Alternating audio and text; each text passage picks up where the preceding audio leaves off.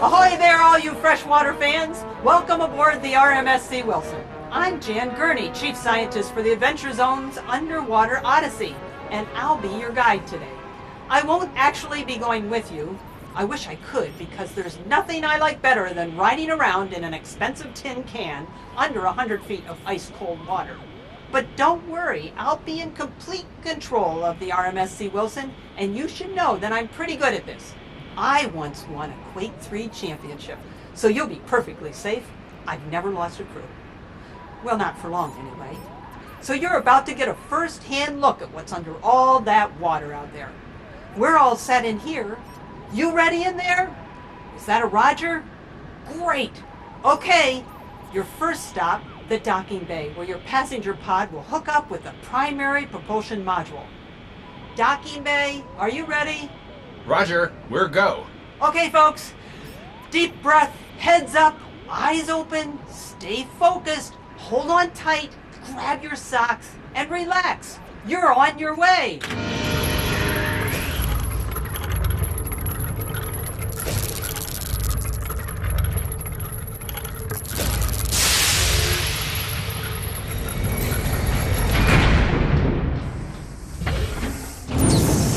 Ontario is one of the 5 Great Lakes.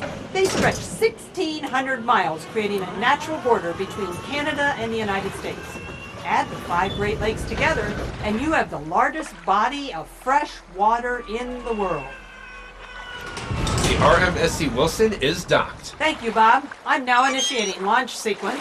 Whoa, hold up there, Chief Scientist Jan. Don't fire up this puppy yet. Problem, Bob? Oh, there are no problems, Jan. Just challenges and opportunities. Unless you consider a massively destabilized gyro that could send the whole kit and caboodle on a nosedive into the bottom muck a problem. Sorry for the delay, folks. By the way, we're talking to Master Technician Bob Barstow, and he's in charge of... How you doing, folks? I'm just going to look under the hood here. Jan, you don't happen to have a 3/8 Phillips head on you, do you? How about anybody on board there? You got a 3/8? Whoa! Jan, did you do that? Tell me you didn't do that! Folks, I think we've jumped ahead to the launch sequence. So I guess, Prepare for immediate launch! prepare for immediate launch. Hate this part. Hate this part. Hate this part. Bob, I'd like you to assure the passengers that you're okay Oh yeah, I'm having a great time. and everything is fine with the descent vehicle. Everything is just peachy. I can get the door sealed on your stupid door.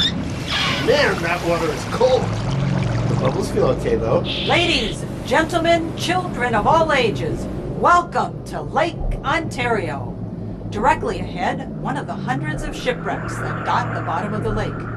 You can see Scuba Doo, our ROV, Remotely operated vehicle. giving us some great pictures of the Scourge, which has been resting on the bottom since the War of 1812.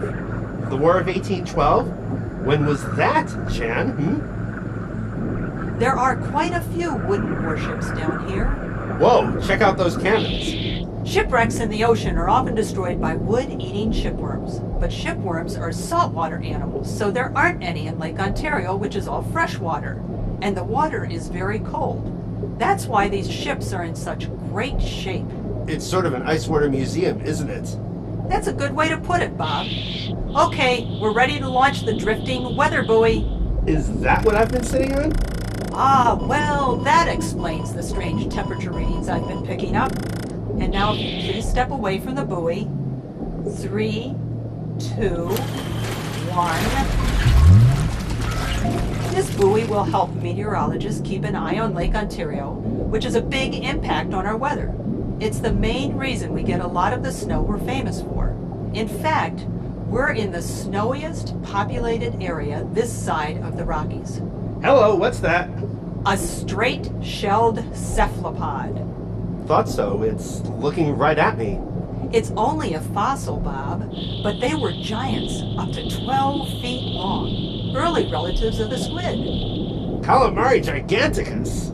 These fossils are 450 million years old, but Lake Ontario is only about 10,000 years old. So these cephalopods couldn't have lived on the bottom of the lake. How did they get here?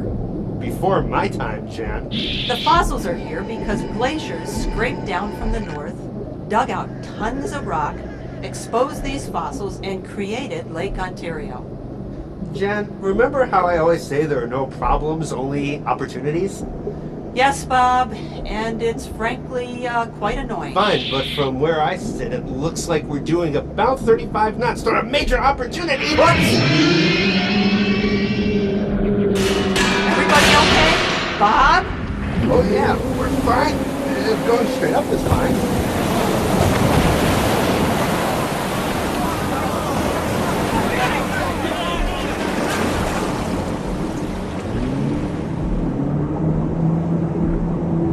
Jan, any chance you have a map that's less than 10,000 years old? Because we're not supposed to be in this abandoned tunnel.